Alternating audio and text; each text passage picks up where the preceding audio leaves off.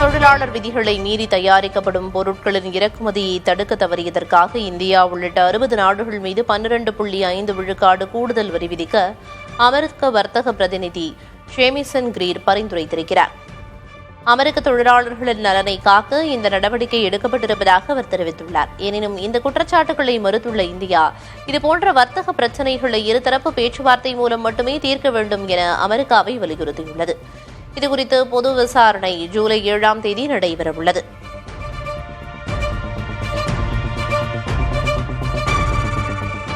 தொழிலாளர் விதிமீறல்களை தடுக்க தவறியதாக கூறி இந்தியா, சீனா உட்பட 60 நாடுகள் மீது 12.5 விழுக்காடு வரி விதிக்க அமெரிக்கா திட்டமிட்டிருக்கும் நிலையில் இந்த விவகாரம் குறித்து அமெரிக்காவுடன் பேச்சுவார்த்தை நடத்தி வருவதாக மத்திய வர்த்தக அமைச்சகம் தெரிவித்துள்ளது. அமெரிக்காவின் கூடுதல் வரி விதிப்புக்கு எதிர்ப்பு தெரிவித்துள்ள சீனா, தங்கள் நாட்டில் எந்த தொழிலாளர் விதிமீறலும் நடைபெறவில்லை என திட்டவட்டமாக தெரிவித்துள்ளது.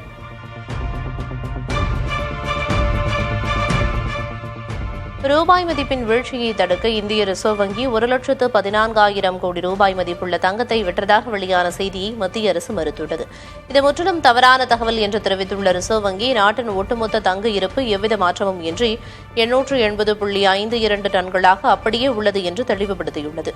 நிதி சார்ந்த விவகாரங்களில் பொதுமக்கள் சமூக ஊடகங்களில் பரவும் ஆதாரமற்ற வதந்திகளை நம்பாமல் தாங்கள் வெளியிடும் அதிகாரப்பூர்வ அறிவிப்புகளை மட்டுமே நம்புமாறு RBI கேட்டுக் கொண்டுள்ளது.